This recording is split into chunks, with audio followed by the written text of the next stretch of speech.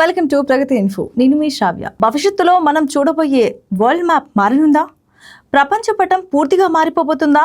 అవును, ఆఫ్రికా ఖండం రెండుగా విడిపోయి భూగోళంపై సరికొత్త మహాసముద్రం ఆవిర్భవించబోతుండడం శాస్త్రవేత్తలు తాజాగా ఓ సంచలన నిజాన్ని బయటపెట్టారు.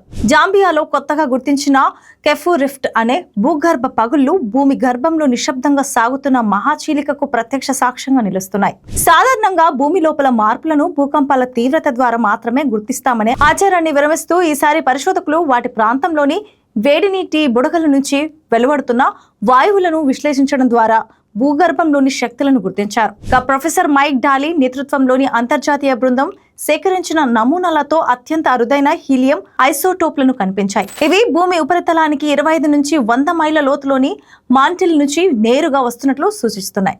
అంటే భూగర్భ శక్తులు యాక్టివ్గా ఉన్నాయని స్పష్టమైంది.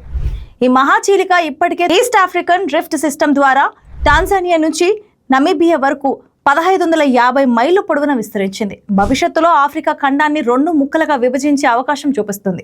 భౌగోళికంగా ఇది భయంకరంగా ఉన్నప్పటికీ ఆర్థికంగా అపూర్వ అవకాశాలు అందిస్తుంది.